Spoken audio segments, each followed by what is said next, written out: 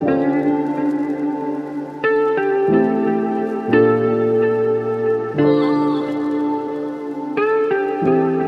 Welcome back to my channel. और अगर आपने मेरे चैनल को सब्सक्राइब नहीं किया है तो प्लीज़ इसे जल्दी से सब्सक्राइब कर ले और बेल आइकन भी दबा दे। आज मैं आपके सामने लेके आई हूँ मलाई कोफ्ते की एक ज़बरदस्त रेसिपी। तो इस रेसिपी को अब हम शुरू करते हैं। जैसे कि आप देख सकते हैं बहुत सारे इंग्रेडिएंट्स इस रेसिपी में जाने वाले हैं। तो देखिए, अगर मलाई कोफ्ते के मज़े घर पे उठाने हैं तो थोड़े बहुत इंग्रेडिएंट्स तो जाएंगे ही। तो चलिए आइए रेसिपी शुरू करते हैं। तो इस रेसिपी के लिए सबसे पहले हम कोफ्ते तैयार कर लेंगे। तो उसके लिए मैंने आधा प्याज अच्छे से घस लिया है, अच्छे से उसको बारीक बारीक या तो आप काट लीजिए या मैंने अपने ग्रेटर में अच्छे से इसको घस लिया था, अच्छे से चॉप कर लिया था। उसके बाद ये 2 बड़े आलू मैंने बॉईल करके रखे थे। कोशिश करिए आप आलू एक दिन पहले बॉईल करके फ्रिज में रखें और उसके बाद उसे अगले दिन यूज़ करें, क्योंकि ऐसा करने से आलू बहुत अच्छे से वाटर एब्जॉर्ब कर लेता है। और जब भी हम इस तरह का आलू से कोफ्ता या उसके पकोड़े बनाते हैं तो वो आलू पानी की वजह से तेल में घुल नहीं जाता है। इसी पॉइंट पे मैं यहाँ पे 1 टेबल स्पून सूजी डालूंगी और उसके बाद थोड़ा सा हरा धनिया डालेंगे जस्ट फॉर लिटिल फ्रेशनेस। और उसके बाद हम थोड़ा सा जिंजर गार्लिक पेस्ट, तो ये मेरे पास रेडीमेड पेस्ट था जिंजर गार्लिक का, तो लगभग 2 टीस्पून या फिर 1 बड़ा टेबल स्पून आप इसमें जिंजर गार्लिक पेस्ट डाल सकते हैं। लाल मिर्च 1 टीस्पून, 1 टीस्पून ही हल्दी, 1 टीस्पून ही जीरा पाउडर और 1 टीस्पून ही सूखा हरा धनिया। और यहाँ पे 1 टीस्पून ही मैं अमचूर पाउडर ही भी डाल दूंगी। और फिर लास्ट में हम डालेंगे स्वाद अनुसार नमक। और इस पूरे चीज़ को हम अच्छे से गूंद लेंगे। उससे पहले थोड़ा इसमें हम कॉर्न स्टार्च डालेंगे। तो कॉर्न स्टार्च लगभग 2 टेबल स्पून। और अगर आपको ऐसा लगता है कि आलू में थोड़ा और वाटर है या प्याज पानी थोड़ा और रिस रहा है तो आप 1 एक्स्ट्रा टेबल स्पून भी डाल सकते हैं।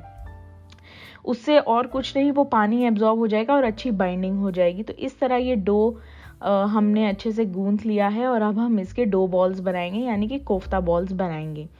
तो आप किसी भी शेप के कोफ्ता बॉल्स बना सकते हैं। मैंने गोल भी बनाए और एलोंगेटेड भी बनाए। इसके अंदर आपको एक हल्का सा छेद करना है और उसमें आप काजू किशमिश ये सब चीज़ें भर सकते हैं। मैंने यहाँ पे काजू भरे हैं, 2-3 काजू काफ़ी हैं। और इस तरीके से डो में से एक्स्ट्रा डो लेके इसको कवर करके एक अच्छा सा बॉल हम रोल आउट कर लेंगे या इलोंगेशन हम रोल आउट कर लेंगे। तो इसी तरह मैंने डिफरेंट शेप्स के बनाए हैं, कुछ गोल बनाए हैं, कुछ इलोंगेटेड बनाए हैं। अब मैंने ऑयल को आप अच्छे से हीट होने दें और उसके बाद इसके अंदर एक एक करके कोफ्ता बॉल्स डालते रहें। तो आप या तो सिंपली कोफ्ता बॉल्स डाल सकते हैं या फिर उन्हें सूजी के अंदर रोल आउट करके डाल सकते हैं। इससे एक एक्स्ट्रा क्रंच इसमें ऐड होता है, एक एक्स्ट्रा लेयर इसके अंदर ऐड होता है। पर इसकी यही एक साइड इफ़ेक्ट है कि ये आपके ऑयल को थोड़ा सा गंदा कर देता है, क्योंकि सूजी उसमें ऑयल में सीक्रेट होती है या ऑयल में चली जाती है। तो आप दोनों तरीके से बना सकते हैं, दोनों तरीके से बढ़िया ही बनने वाले हैं ये कोफ्ते। तो अब ये ऑयल में अच्छे से जब कोफ्ते फ्राई हो जाए, ध्यान रखिए आप फ्लेम को स्लो से मीडियम रखें। धीरे धीरे हमें इन्हें फ्राई करना है, वरना ये एकदम से जल जाएंगे। जैसे आप मेरा वो एक अलग सा देख रहे हैं ना, वो हल्का सा जलने का हो गया था क्योंकि ऑयल मेरा उस समय बहुत गर्म था। ये मेरा पहला बैच था, लेकिन बाकी एकदम अच्छे से फ्राई हुए हैं, क्योंकि एक तो उन पे मैंने सूजी की कोटिंग भी लगाई है और दूसरा ऑयल भी मीडियम हॉट हो गया था उस टाइम तक।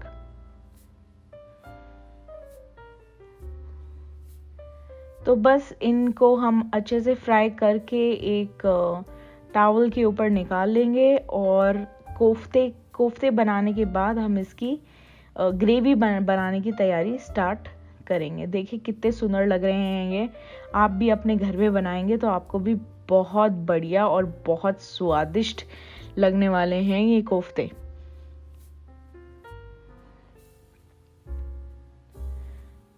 तो आइए अब हम इसकी ग्रेवी बनाने की प्रक्रिया शुरू करते हैं। तो ग्रेवी बनाने के लिए ये देखिए मैंने और थोड़े कोफ्ते इस दौरान फ्राई कर लिए, क्योंकि काफ़ी सारा बैच बनाया था तो ये काफ़ी सारे मेरे कोफ्ते बन के तैयार हैं। आपको देखने में तो अच्छे लग रहे होंगे जब भी कोई चीज़ घर में इस तरह फ्राई होती है, देखने में, खाने में, और सबसे अहम बात सूंघकर ही पता चल जाता है कि आज कुछ तला भुना बना है घर में।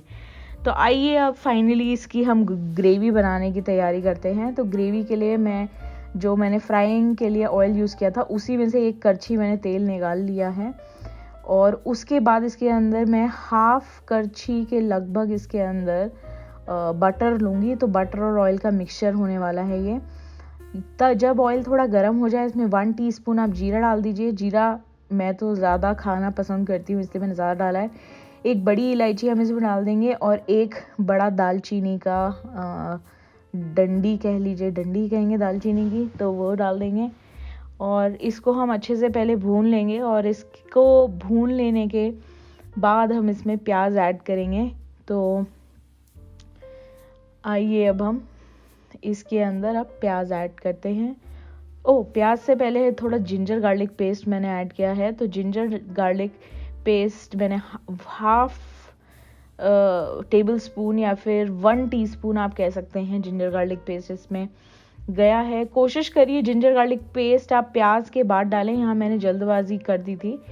तो प्याज पहले हम डालेंगे और फिर जिंजर गार्लिक पेस्ट डालेंगे, क्योंकि जिंजर गार्लिक पेस्ट तेल में डालने से वो बहुत ज़्यादा स्प्लैटर करता है और वो उसके जलने के भी चांसेस ज़्यादा रहते हैं। तो यहाँ पे अच्छे से इस प्याज को पहले हम भूनेंगे। उसके बाद मैं इसके अंदर ये नेचुरल हल्दी, जो हल्दी के वो आते हैं अदरक जैसे दिखने वाले हल्दी के बड्स आते हैं, वो मैंने हल्दी इसमें घस के डाल दी थी। इससे एक नेचुरल कलर तो मिलता ही है और एक डिस्टिंक्ट अच्छा फ्लेवर मिलता है, और इस हल्दी को इतना पकाना भी नहीं पड़ता, इसमें कोई कच्चापन भी नहीं आता है। तो हम इसको अच्छे से मिक्स कर लेंगे, और मिक्स करने के बाद प्याज का हमें कोशिश करनी है कि हल्का कसेलापन हम निकाल के उसके बाद ही इसके अंदर टमाटर डालें। तो अब ये अच्छे से भुन गया है, तो मैंने 3-4 काली मिर्च ऐसे ही रफली डाल दी, और 2 हरी मिर्च साबुत ऐसे ही डाल दी, क्योंकि ये अल्टीमेटली पीसना है हमें सारा मिक्सचर, क्योंकि ग्रेवी तो पिसी हुई बनेगी, तो इसलिए इस तरह साबुत ही डाल दिया है मैंने सब कुछ। और उसके बाद ये आधी कटोरी काजू हैं, ये ब्रोकन काजूस थे मेरे पास, तो आधी कटोरी मैंने ब्रोकन काजूस इस ग्रेवी के अंदर डाल दिए हैं। तो अब नेक्स्ट स्टेप है हमारा टमाटर डालने का। यहाँ मैंने 1 छोटा प्याज लिया था और 2 बड़े टमाटर लिए थे। इस रेसिपी में ध्यान रखिए कि आप जितना प्याज डाल रहे हैं उसका डबल हम टमाटर डालेंगे, क्योंकि उसी से ही ग्रेवी के अंदर एक खटास आएगी और एक बॉडी मिलेगी। टमाटर के घसने से ही वो बॉडी उस ग्रेवी को मिलेगी, वो टेक्सचर ग्रेवी को मिलेगा।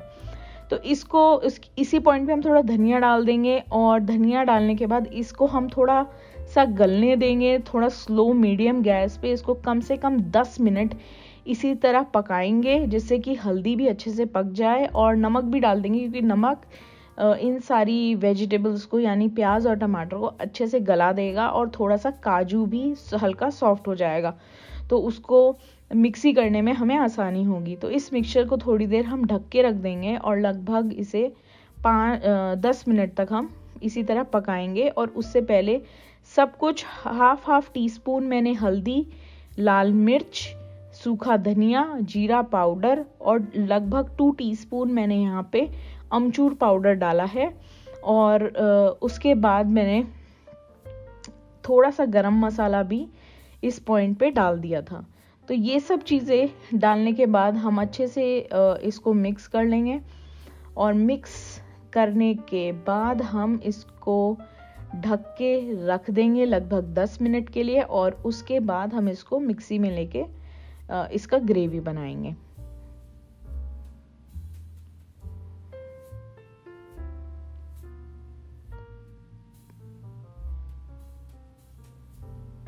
तो यहाँ पे ये 10 मिनट तक रख दिया है, और उसके बाद हम इसमें ग्रेवी बनाने का स्टार्ट करेंगे। तो मैंने वो सब मिक्सी कर लिया था अच्छे से, और सब कुछ ग्रेवी अच्छे से तैयार है। और यहाँ मैंने एक बारीक छलनी ली है जिसके थ्रू मैं ग्रेवी पास कराऊंगी।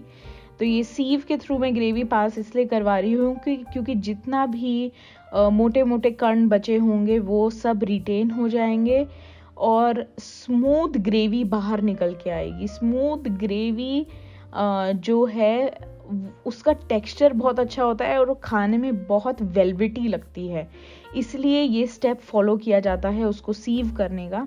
तो सीव करने में मुझे काफ़ी टाइम लग गया था क्योंकि बहुत बारीक छलनी थी मेरी। देखिए कितनी सॉफ्ट एंड स्मूथ ये सीव करने के बाद ग्रेवी बन के निकली है।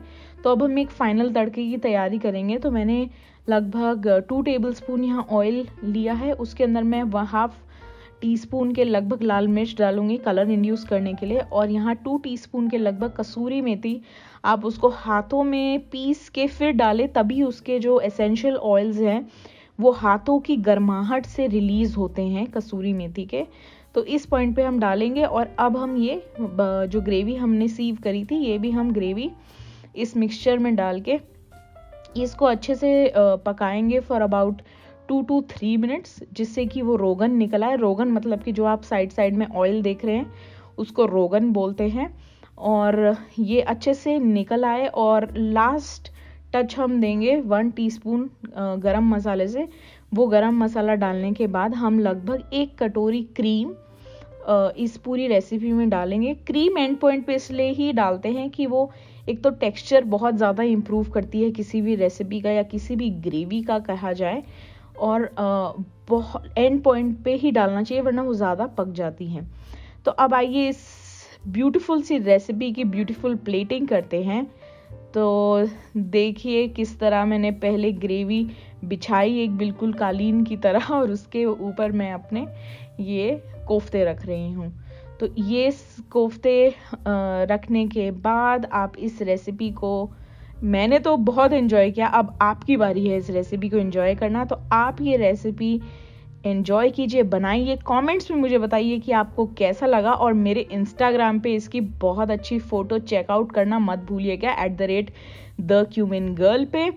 और तब तक के लिए मैं आपको अगली रेसिपी में मिलती हूँ। अगली रेसिपी भी बहुत ही अमेजिंग होने वाली है, और तब तक के लिए आप मेरा इंतज़ार कीजिए अगली रेसिपी के लिए। Bye bye.